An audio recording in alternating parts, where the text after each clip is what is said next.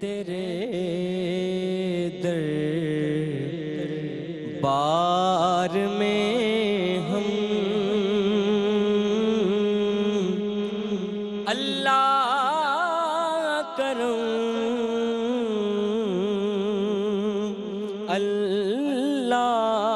اللہ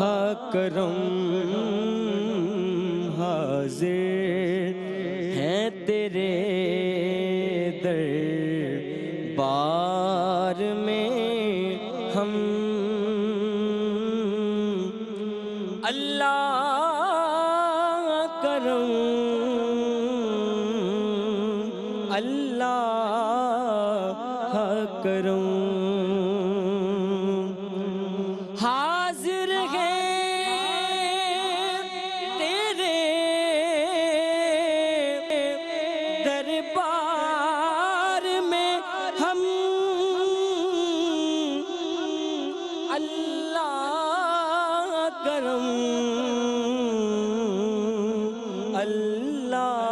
اللہ کرم دیتی ہے صدا یہ چشم نم اللہ کرم اللہ کرم دیتی ہے صدا یہ چشم نم اللہ کرم اللہ کرم اور جن لوگوں پہ ہے انعام تیرا ان لوگوں میں لکھ دے نام میرا جن لوگوں پہ ہے انعام تیرا ان لوگوں میں لکھ دے نام میرا محشر میں میرا رہ جائے بھروں اللہ کروں اللہ کرم محشر میں میرا رہ جائے بھروں اللہ کرم اللہ کرم اور ہر سال طلب فرما ہم کو ہر سال وہ شہر دکھا ہم کو ہر سال وہ شہر دکھا ہم کو بھئی ہر سال کریں ہوں طواف حرم اللہ کروں اللہ کرم ہر سال کریں ہوں طواف حرم اللہ کرم اللہ کرم میری آنے والی سب نسلیں تیرے گھر آئے تیرا در دیکھیں تیرے در آئے دیکھیں میری آنے والی سب نسلیں تیرے گھر آئے، تیرا در دیکھیں، اسباب ہوں ان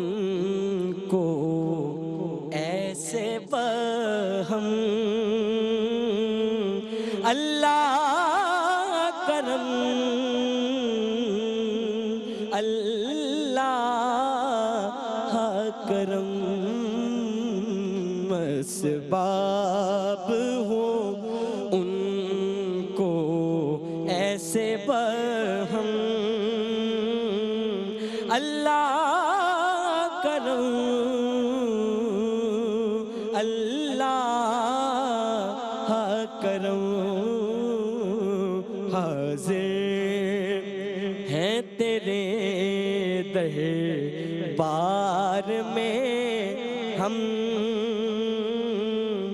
اللہ کرم،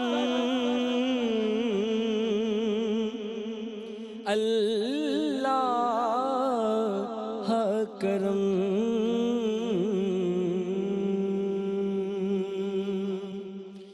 لا الہ الا اللہ، لا الہ الا اللہ، لا الہ الا اللہ، لا الہ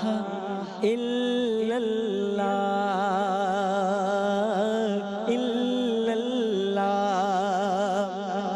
حسبی ربی جل اللہ،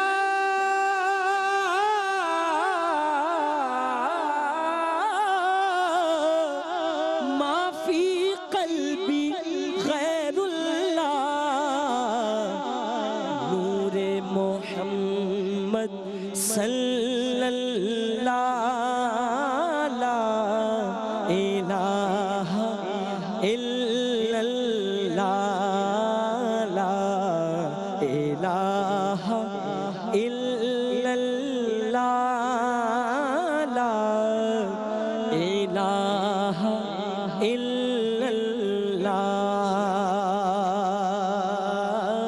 الا اللہ۔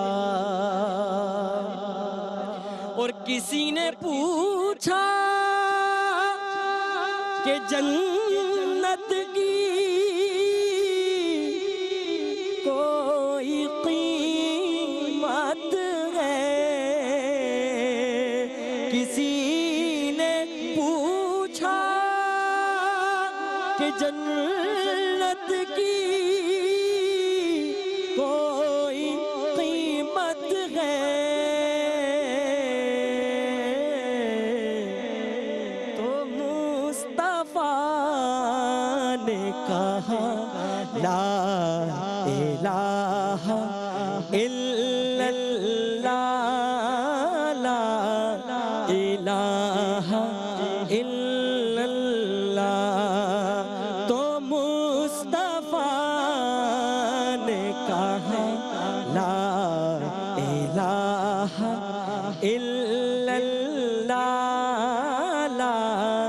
الہ الا اللہ، کونو مقام ہے اللہ،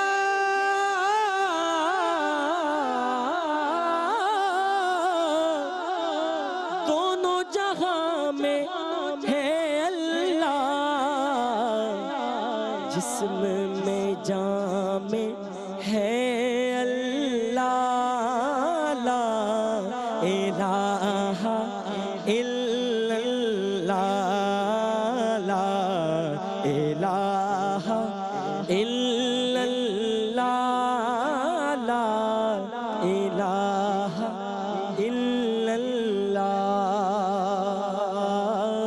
الا اللہ،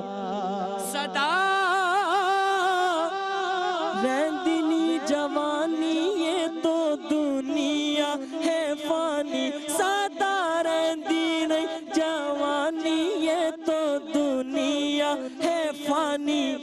فانی دنیا کو کلمہ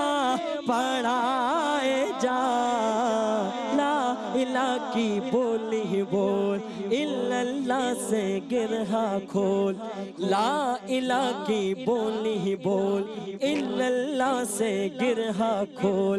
اللہ سے قلب جگائے جا، جگائے جا،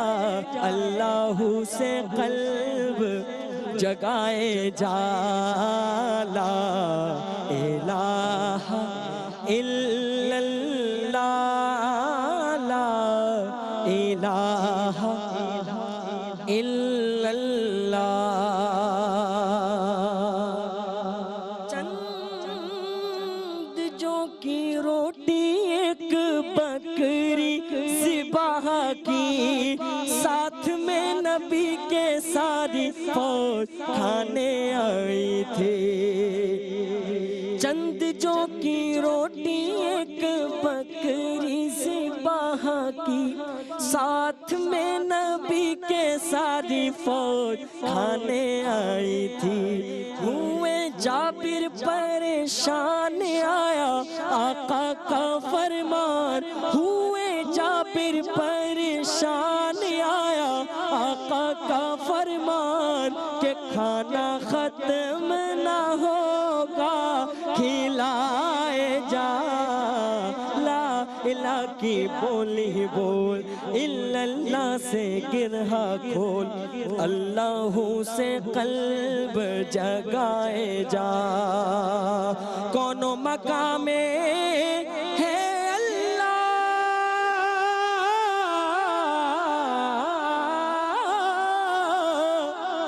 دونوں جہاں میں ہے اللہ، جسم میں جان میں ہے اللہ، لا الہ الا اللہ، لا الہ الا اللہ، لا الہ الا اللہ، لا الہ الا اللہ، لا الہ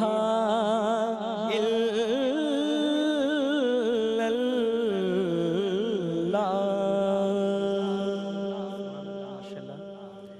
بسم اللہ الرحمن الرحیم۔ الحمدللہ احساس قربانی اپیل میں ایک مرتبہ پھر سے حاضر ہیں، اور یہ مبارک ایام، یہ مبارک راتیں اور قربانی کا جو عظیم فلسفہ جس کی ابتدا حضرت آدم علیہ السلام کے 2 بیٹوں سے شروع ہوئی، اور یہ سلسلہ تسلسل کے ساتھ تمام امتوں میں چلتا رہا، اور آج جو ہم عظیم فریضہ قربانی کا ادا کرتے ہیں عید الاضحیٰ کے موقع پر، اور یہ فریضہ حضرت ابراہیم علیہ السلام اور آپ کے شہزادے حضرت اسماعیل علیہ السلام کی سنت کہلاتا ہے۔ اور ناظرین، آپ جانتے ہیں کہ احساس یہ ان لوگوں کے لیے، ان مستحق لوگوں کے لیے کہ جہاں تک گوشت نہیں پہنچ پاتا، پورا سال وہ لوگ گوشت نہیں کھا سکتے، یہ ایک ذمہ داری ہم نے اٹھائی کہ آپ جو ڈونیٹ کرتے ہیں، آپ جو حصہ ملاتے ہیں، آپ جو یہاں پر اپنے قربانی کے جانور پیش کرتے ہیں، آپ کا دیا ہوا حصہ ان غریبوں تک پہنچایا جائے، ان کے چہروں پر بھی مسکراہٹ بکھیری جائے۔ اور یہ احساس کا ایک اصول رہا ہے کہ ہر موقع پر جہاں بھی کہیں ضرورت پڑی، غریبوں کے ساتھ اظہار ہمدردی کے لیے یہاں پر ہم بیٹھے ہیں۔ اور قربانی کے فلسفے کو ہم اس طرح بھی ہمیں سمجھنا چاہیے کہ حضرت ابراہیم علیہ السلام نے کس طرح اپنے اس بیٹے کو جو بڑی منتوں کے بعد، بڑی مرادوں کے بعد، اور اس عمر میں کہ جب اللہ تبارک و تعالی نے انہیں وہ بیٹا عطا فرمایا، 80 سال یا 87 سال کی عمر، اور اس کے بعد جب اس کی پرورش کی حضرت اسماعیل علیہ السلام کی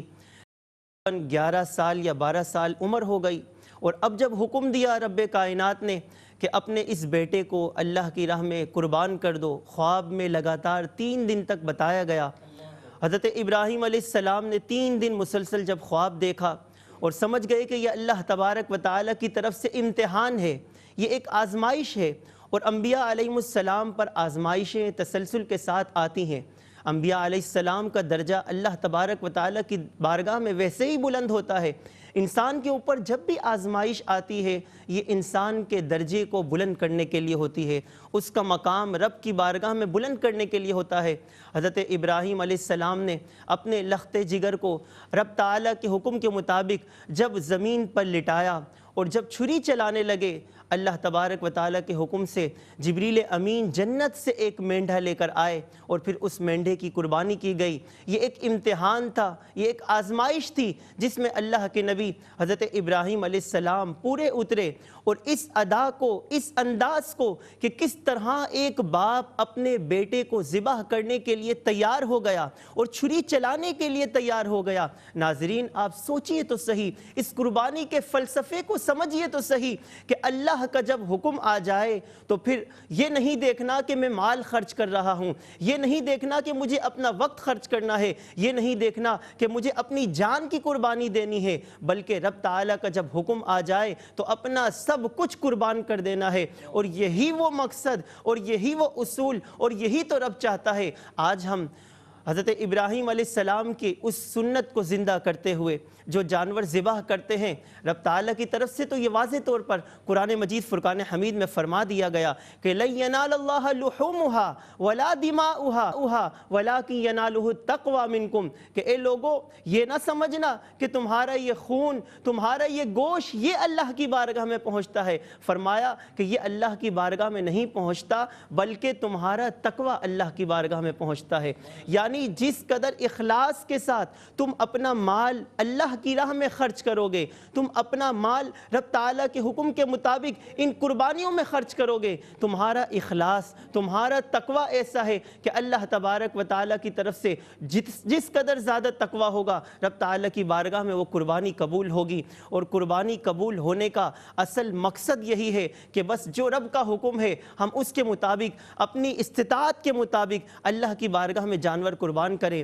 اور معزز ناظرین، یہ احساس فاؤنڈیشن کے تحت، احساس ٹرسٹ کے تحت یہی قربانی اور یہی فلسفہ کہ اپنا سب کچھ اللہ کی راہ میں قربان کرنا ہے۔ اور وہ لوگ جو قربانی کا فریضہ سر انجام دیتے ہیں، یقیناً ہم تو یہاں شہروں میں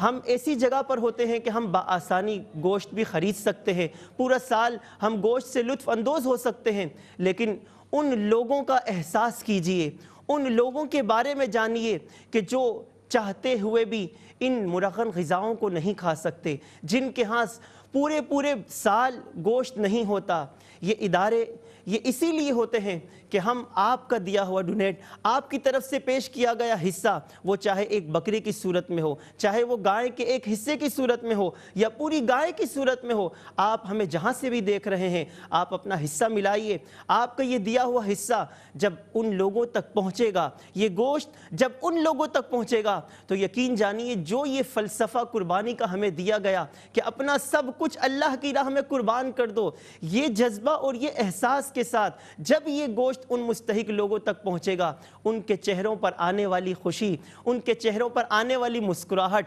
آپ خود اپنے دل میں اس خوشی کو محسوس کریں گے۔ اور قربانی کے لیے چند باتیں جو ہمیں ضروری یاد رکھنی ہے، اور اس کو ہمیں ضرور اس چیز کا احساس بھی کرنا ہے کہ جب بھی ہم اللہ کی راہ میں جانور قربان کریں اور عید الاضحیٰ کے موقع پر خاص طور پر جب ہم جانور کو خریدیں تو یہ سب سے پہلے یہ چیز ضرور یاد رکھیے کہ ہماری نیت خالصتاً اللہ کی راہ میں خرچ کرنا ہو، اللہ کی رضا چاہنا ہو۔ آج ہم دیکھتے ہیں لوگ بڑے بڑے جانور لاتے ہیں، یقیناً کسی کی نیت پہ شک نہیں کرنا چاہیے۔ اللہ تبارک و تعالیٰ دلوں کے حال کو جانتا ہے، رب تعالیٰ نیتوں کو جانتا ہے، انسان کے دل میں کیا ہے اس کے مطابق اس کو جزا دی جائے گی۔ لیکن قربانی ایک ایسا فلسفہ ہے جس کا دار و مدار تقوی پر قرار دیا گیا، جس کا دار و مدار نیتوں پر قرار دیا گیا کہ جب ہم کوئی جانور خریدیں تو خالصتاً اللہ تبارک و تعالیٰ کی رضا کے لیے، اور بے شک ہمیں بہترین جانور خریدنا چاہیے۔ آقا کریم صلی اللہ تعالیٰ علیہ وسلم کی حدیث مبارکہ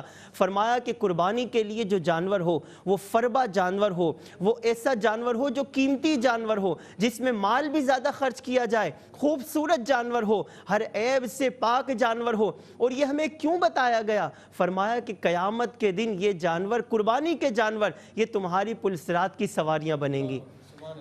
تو معزز ناظرین آپ دیکھیے پلسرات کی سواریاں بنیں گی، بلکہ یہاں تک فرمایا گیا کہ قربانی کے جانور ان کے خون کا قطرہ زمین پر گرنے سے پہلے اللہ تبارک و تعالی اس کو اپنی بارگاہ میں قبول فرما لیتا ہے۔ اور یہاں تک حدیث مبارکہ میں فرمایا گیا کہ قربانی کے جانور پر جو کھال ہوتی ہے اس کے ایک ایک بال کے مطابق اللہ تبارک و تعالی ایک ایک نیکی عطا فرماتا ہے۔ یہی فلسفے کے تحت کہ ہم ان بھائیوں کے لیے، ہم اپنے ان مستحق مسلمانوں کے اس جذبے کو کہ وہ بھی چاہتے ہیں کہ ہم بھی قربانی کریں لیکن استطاعت نہیں رکھتے، اور یہ اللہ تبارک و تعالیٰ کی دین ہے، یہ رب تعالیٰ کا ایک نظام حیات کہ اللہ تبارک و تعالیٰ نے انسانوں کے لیے اس طرح نظام بنایا کہ کچھ لوگوں کو مال دیا ہے، کچھ لوگوں کو اللہ تبارک و تعالیٰ نے مال کی کمی دی ہے، اور یہ اس وجہ سے ہے کہ اے لوگوں تم اپنے ان مستحق بھائیوں کی مدد کرو۔ آپ دیکھیے ایک مسلمان کو دوسرے مسلمان کی مدد کا ہر موقع پر حکم دیا گیا۔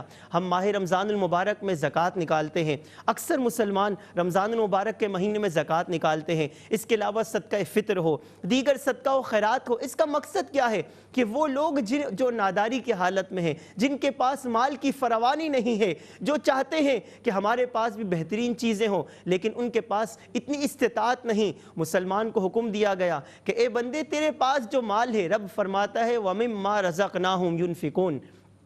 کہ اللہ کے پسندیدہ بندے، اللہ کے نیک بندے وہ ہوتے ہیں۔ رب فرماتا ہے وَمِمَّا رَزَقْنَاهُمْ يُنْفِقُونَ، جو ہمارے دیے ہوئے مال میں سے ہماری راہ میں خرچ کرتے ہیں۔ رب مال رب دیتا ہے اور اللہ کی راہ میں خرچ کیا جائے۔ آپ دیکھیے بندے کا کچھ نہیں ہے، سب کچھ رب نے دیا ہے، رب کا دیا ہوا مال ہم رب کی بارگاہ میں خرچ کریں، مال بھی اسی کا، اسی کے حکم کے مطابق اس کی راہ میں خرچ کریں، لیکن رب اس پر بھی کتنا ثواب عطا فرماتا ہے۔ اس کی مثال یوں دی گئی کہ جو اللہ کی راہ میں اپنا مال خرچ کرتے ہیں، فرمایا ان کی مثال ایسی ہے جیسا کہ کوئی زمین میں ایک بیج بوتا ہے اور پھر اس بیج سے ایک بالی نکلتی ہے اور وہ بڑی ہو کر اس میں ایک ایک بالی میں 100 دانے ہوتے ہیں، یعنی ایک بیج سے ایک شخص 700 دانے حاصل کر لیتا ہے۔ فرمایا رب اس سے بھی زیادہ عطا فرماتا ہے، رب اس سے بھی زیادہ عطا فرماتا ہے۔ رب اس بات پر خوش ہوتا ہے کہ میرے بندے نے میرے دیے ہوئے مال میں سے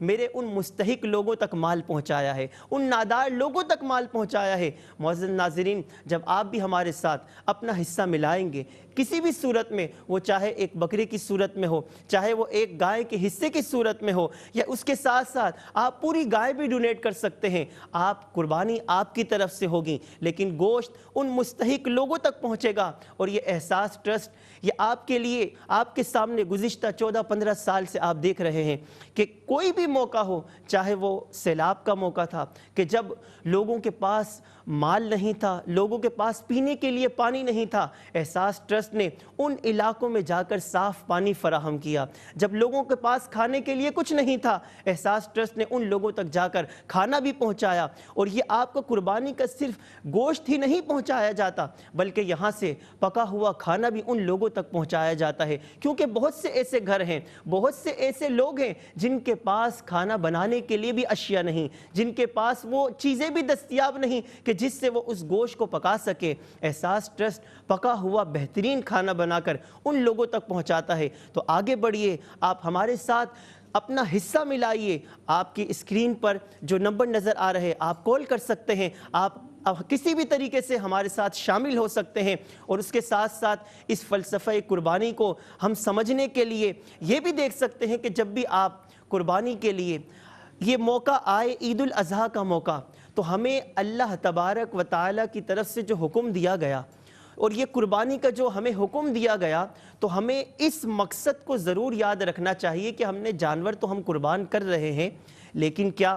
ہمارے اندر وہ جذبہ موجود ہے کہ اگر رب تعالیٰ کی طرف سے جو حکم دیا گیا کہ فلاں چیز اللہ کی راہ میں قربان کر دو، تو کیا ہمارے پاس وہ جذبہ ہے کہ ہم اللہ کی راہ میں وہ قربان کر دیں؟ جب ہمیں حکم دیا گیا کہ اب اللہ کی بارگاہ میں اپنا وقت قربان کرو، اللہ کی بارگاہ میں حاضر ہو جاؤ، تو کیا ہمارے پاس وہ جذبہ ہے کہ ہم اپنا وقت قربان کر سکے، اپنا مال قربان کر سکے؟ یہی جذبہ تو ہمیں پیدا کرنا ہے کہ کس طرح حضرت ابراہیم علیہ السلام نے اپنی اولاد کو، اپنے لخت جگر کو قربان کرنے کے لیے زمین پر لٹا دیا، تو اے لوگوں تم بھی سنت ابراہیمی کو ادا کرتے ہوئے، تم بھی اس جذبے کو ادا کرتے ہوئے، حضرت ابراہیم علیہ السلام کے اس فلسفہ قربانی کو سمجھتے ہوئے تم بھی آج یہ عہد کر لو اور یہ سبق حاصل کر لو اور اپنے اندر یہ جذبہ پیدا کر لو کہ اگر کسی بھی موڑ پر، زندگی کے کسی بھی موقع پر اگر رب تعالیٰ کے حکم کے مطابق ہمیں کچھ بھی قربان کرنا پڑے،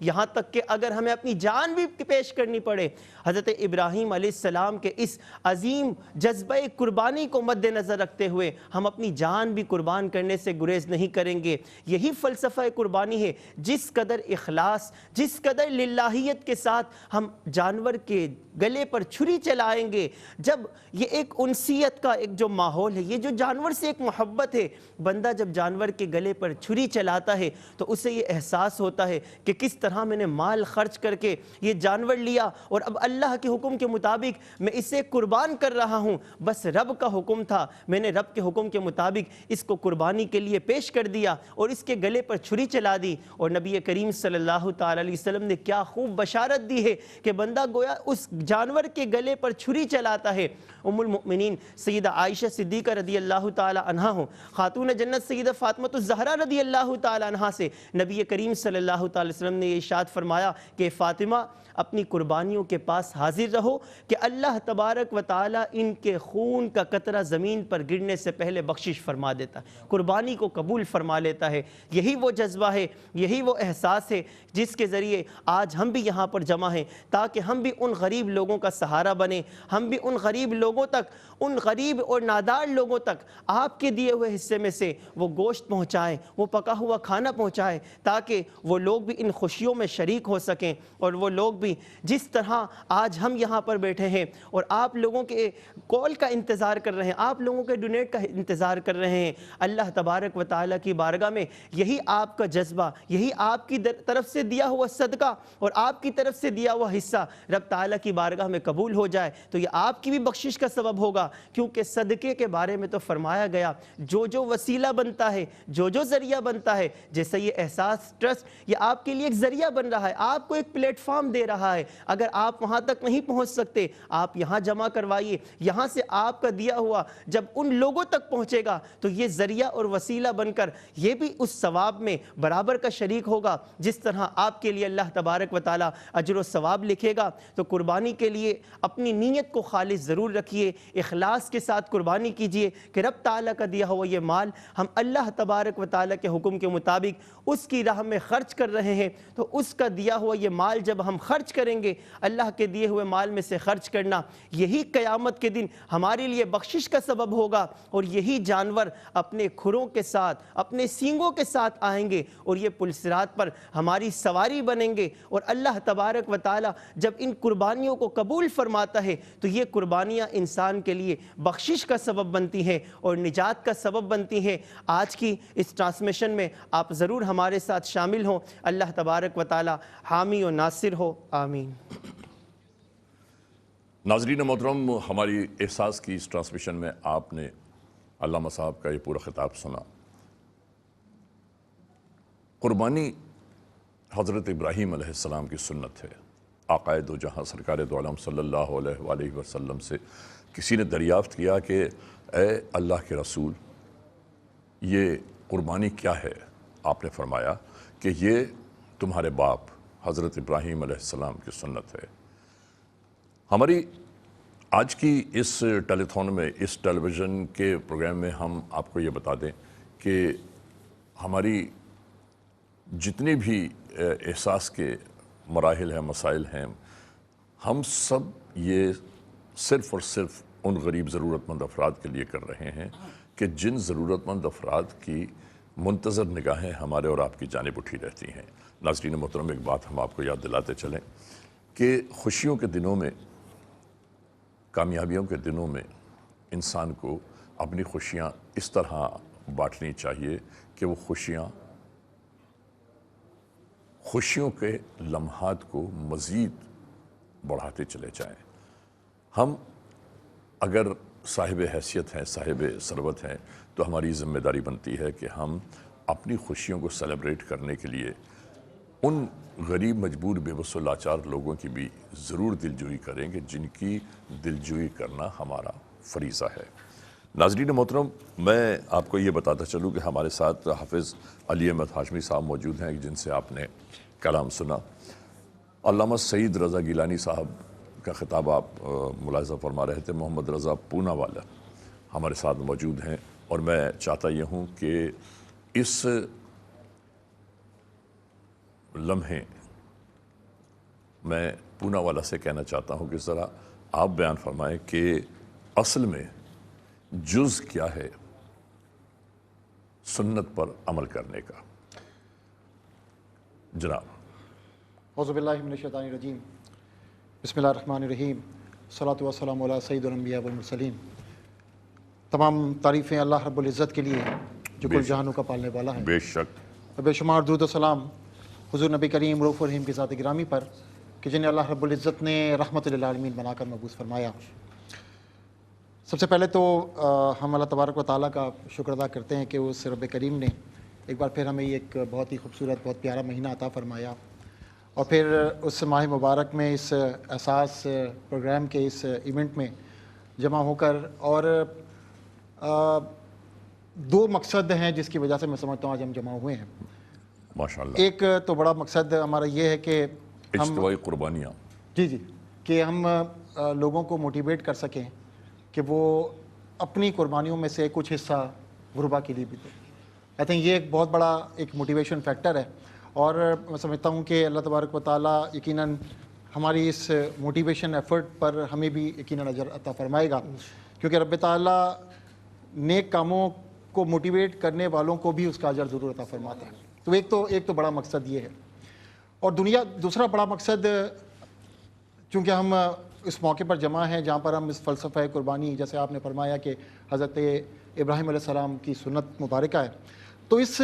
فلسفے کا جو اصل جز ہے، جو اصل روح ہے، وہ بھی ہم لوگوں تک ضرور پہنچائیں۔ بالکل صحیح۔ علامہ صاحب نے بڑا خوبصورت بیان فرمایا، اور اس میں وہ جو واقعہ کہ جس کے تحت ہم پر قربانی فرض ہوئی اس کا کچھ بیان فرمایا، لیکن میں اس پورے واقعے میں سے ایک جو بہت ہی خاص جو پہلو ہے، وہ پہلو وہ گفتگو ہے جو کہ حضرت ابراہیم علیہ السلام اور حضرت اسماعیل علیہ السلام کے درمیان ہوتی ہے، جس کو اللہ تبارک و تعالیٰ نے قرآن پاک میں کوٹ فرمایا۔ جی۔ مطلب صرف اگر اس ڈسکشن کو، اس ڈائلاگس کو اگر ہم صرف اپنے اندر سمونے کی کوشش کریں تو یقینی طور پر ہم اس فلسفے کی اس روح تک پہنچ جائیں گے۔ آپ صرف یہ دیکھیں کہ اللہ تبارک و تعالیٰ کے نبی حضرت ابراہیم حضرت اپنے بیٹے سے فرما رہے ہیں، بیٹا جو کہ ابھی چھوٹا بیٹا ہے،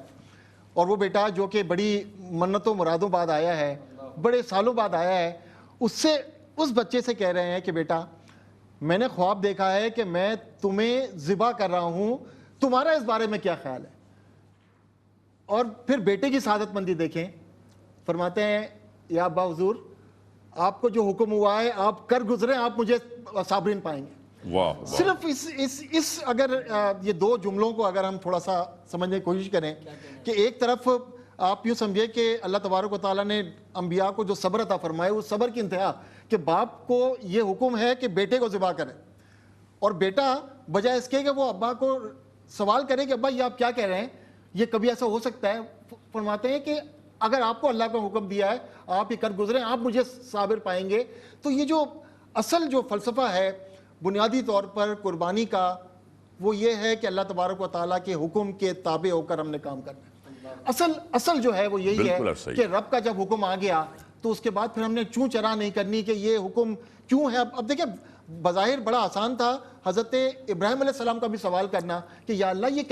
یہ کیسا فیصلہ ہے، میرا بیٹا جس سے بیٹوں سے محبت کرتے میں اسے ذبح کر دوں، اور یہی سوال حضرت اسماعیل بھی کر سکتے تھے۔ لیکن جب یہ پتا تھا کہ یہ حکم اللہ کا ہے تو پھر اس حکم کے بعد کسی سوال کی کوئی گنجائش نہیں بنتی، اور ہمارے لیے بھی بنیادی طور پر یہی ایک ڈائریکشن ہے کہ جب اللہ تعالیٰ کا حکم آ گیا کہ تم نے قربانی کرنی ہے، اور جب اللہ تبارک و تعالیٰ کی طرف سے یہ حکم آ گیا اور شریعت نے ہمیں یہ حکم دے دیا کہ اس عید الاضحیٰ کے دن جانور کا خون بہانے سے بہتر کوئی عمل ہے ہی نہیں۔ کوئی نیک عمل ایسا نہیں ہے جو اس دن کیا جائے اور اس کا جو ریگارڈز ہے یا جو اس کا ریٹرن ہے اسے زیادہ ہو. تو پھر ہمیں یہ سوچنا ہی نہیں چاہیے کہ ہمیں کیا کرنا ہے. ہمیں صرف یہ سوچنا ہے کہ میرے رب نے کہا ہے کہ ہمیں قربانی کرنی ہے, نیک نیتی کے ساتھ قربانی کرنی ہے, اچھے دل کے ساتھ قربانی کرنی ہے, اور اس نیت کے ساتھ قربانی کرنی ہے کہ یہ قربانی اللہ تبارک و تعالیٰ کی بارگاہ میں قبول ہو جائے. ناظرین محترم, کیا جامع خطاب کیا ہے انہوں نے اس وقت, واہ. محمد رضا پونا والا, اور ان کی اسی بات کو ہم آگے بڑھاتے ہیں. میں آپ کو یہ بتاتا چلوں کہ قربانی عالم اسلام میں ہر ایک مناتا ہے, یعنی پوری دنیا میں جتنے بھی مسلمان جہاں جہاں آباد ہیں, جہاں جہاں بستے ہیں, ہر جگہ قربانی کا اہتمام ضرور ہوتا ہے. ہاں, یہ ضروری ہے یہ بتانا کہ جس طرح پاکستان میں قربانی کا اہتمام ہوتا ہے, دنیا کے کسی ملک میں ایسا نہیں ہوتا. کیونکہ دیکھیے, بڑی فاؤنڈیشنز ہیں ایبراڈ میں رہنے والوں کے لیے, امریکہ ہو, آسٹریلیا ہو, کینیڈا ہو, برطانیہ ہو, یورپین کنٹریز ہوں. وہاں پر نہ آپ اپنے جانوروں کو نہلا دھلا سکتے ہیں, نہ اپنے جانوروں کو سجا سکتے ہیں, نہ اپنے جانوروں کو آپ لے کر گھوم سکتے ہیں, نہ اپنے جانوروں کی قربانی آپ اپنی مرضی سے کر سکتے ہیں. بلکہ سلاٹر ہاؤسز ہیں موجود, ان سلاٹر ہاؤسز میں جا کے آپ نے اپنی بکنگ کر دے دی ہیں. بکنگ کی رسید آپ کو جب ملے گی تو اس پہ لکھا ہوگا کہ جناب فلاں دن اتنے بجے آ کے آپ اپنے جانور کا گوشت لے جائیے گا. اب وہ قربانی عین دینی اور اسلامی اصولوں کے مطابق ہوئی یا نہیں ہوئی, یہ آپ کو پوچھنے کا حق نہیں ہے. تو ہم یہ بتاتے ہیں کہ جتنے بھی ہماری دنیا میں دوست احباب ہیں, جتنی مائیں, بہنیں, بیٹیاں, بزرگ, جتنے بھی دنیا کے جس اسٹیٹ میں موجود ہیں, جس کونے میں موجود ہیں, آپ نے قربانیوں کا اہتمام یقیناً کیا ہوگا, اپنے اپنے وطن میں کیا ہوگا, اپنے اپنے شہر میں کیا ہوگا. لیکن ہم یہ کہتے ہیں کہ آقائے دو جہاں سرکار معظم صلی اللہ علیہ وآلہ وسلم جب قربانی فرمایا کرتے تھے تو ایک قربانی اپنی امت کی جانب سے بھی ضرور پیش کیا کرتے تھے. تو ہمارا اور آپ کا اولین فریضہ ہونا چاہیے کہ ہم بھی آقائے دو جہاں سرکار دو عالم صلی اللہ علیہ وآلہ وسلم کے لیے ان کے نام پر قربانی پیش کریں. خدا بزرگ و برتر نے اس قربانی کے مہینے میں جو درس ہمیں دیا ہے, وہ درس یہ نہیں ہے صرف کہ جانور پر چھری پھیر دی اور قربانی مکمل ہو گئی. نہیں, اپنی نفس پر بھی چھری پھیرنی چاہیے, اپنے احساسات پر, اپنے ان معاملات پر بھی چھری پھیرنی چاہیے کہ جو ہمیں انسانیت کی مدارج سے باہر لے جاتے ہیں. معاملہ یہ ہے کہ لوگ اس دنیا میں پیدا ہوئے, اس دنیا میں آئے. ناظرین, جس آدمی کی آنکھ اس دنیا میں کھلی ہے وہ آنکھ ایک نہ ایک دن بند ضرور ہوگی, اور ہر ایک کو لوٹ کر جانا ہوگا اپنے رب کی جانب. اس دنیا میں آنے کا جو مقصد ہے, جو مطلب ہے, جو لب لباب ہے, وہ یہ ہے کہ ہم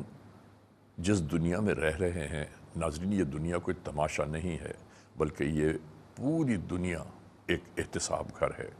کہ جہاں پر گزرے ایک ایک لمحے کا حساب ہمیں دینا ہوگا.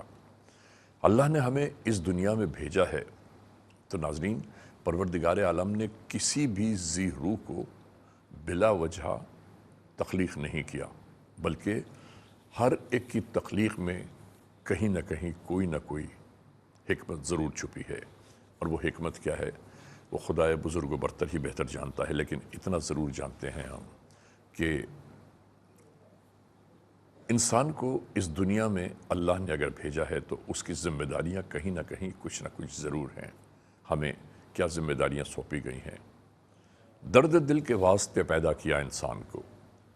درد دل کے واسطے پیدا کیا انسان کو, ورنہ طاعت کے لیے کچھ کم نہ تھے کرو بیاں. اللہ تعالیٰ نے انسان کو تخلیق کر کے اس کی ذمہ داریاں دے دی, اور اب اس کا حساب ہوگا روز محشر. آخری دن جو ہوگا, اس دن حساب ہوگا کہ ہم نے تمہیں دنیا میں بھیجا تو ہم نے تمہیں نعمتیں دیں, برکتیں دیں, تم نے ان نعمتوں اور برکتوں کا استعمال کیسے کیا. ناظرین, روح کانپ جاتی ہے یہ سوچ کر کہ ہمیں واپس لوٹ کر جب جانا ہے تو ہمیں اس دنیا میں گزرے ایک ایک لمحے کا حساب دینا ہوگا۔ نیکیاں جو ہیں وہ مائنس ہو جائیں گی، تو ہم کیوں نہ ایسا کام کریں کہ نیکیوں کو بڑھاتے چلے جائیں تاکہ برائیاں خود بخود مائنس ہوتی چلی جائیں۔ ناظرین، اجتماعی قربانیوں کے سلسلے میں احساس کی جانب سے میں مسلسل برسہ برس سے ایک بات کہتا چلا رہا ہوں کہ ان عید قربان کے دنوں میں اجتماعی قربانیوں کا سب سے بڑا فائدہ یہ ہے کہ ثواب کا ثواب اور فائدے کا فائدہ۔ فائدہ کیا ہے؟ فائدہ یہ ہے کہ آپ کی جانب سے جو ذبیحے پیش کیے جاتے ہیں، ان ذبیحوں کے بعد جو گوشت حاصل ہوتا ہے وہ گوشت ان لوگوں تک پہنچایا جاتا ہے کہ جو سال کے 11 مہینے گوشت جیسی نعمت کا استعمال سوچ بھی نہیں سکتے۔ ارے ناظرین، ایک بات تو سوچئے نا کہ جہاں پانی پینے کے لیے نہ ہو، خوراک کھانے کے لیے نہ ہو، سائبان نہ ہو سر کے اوپر، وہاں پر گوشت، تیتر، بٹیر وغیرہ کھانے کا کہاں تصور ہو سکتا ہے؟ صرف اتنی سی بات ہے کہ احساس اگر ہمارے دل میں ہے تو احساس زندگی کو جلا بخشتا ہے، احساس اچھے اور برے کی تمیز سکھاتا ہے، احساس اس بات کو یاد دلاتا ہے کہ زندگی کو کس طرح پر احساس ہو کر گزارنا چاہیے۔ میں پچھلے اپنے کل کے پروگرام میں بھی ایک بات یہ کہہ رہا تھا کہ ہمیں اجتماعی قربانیوں میں اس لیے ضرور اپنی جانب سے جانور شامل کرنے چاہیے تاکہ جو ضرورت مند افراد ہیں، جن کی نگاہیں، منتظر نگاہیں ہمارے اور آپ کی جانب اٹھی ہیں، ان لوگوں کو اس قربانی کا کہیں نہ کہیں کوئی نہ کوئی فائدہ تو پہنچے۔ ناظرین محترم، ہماری ٹرانسمیشن جاری و ساری ہے۔ ہم اس لمحے ایک بریک کی جانب جا رہے ہیں۔ جب بریک سے واپس لوٹیں گے تو ہم اور آپ ایک بار پھر یکجا ہوں گے، اور ہاں، جب تک ہم واپس نہ آئیں انتظار کیجیے گا۔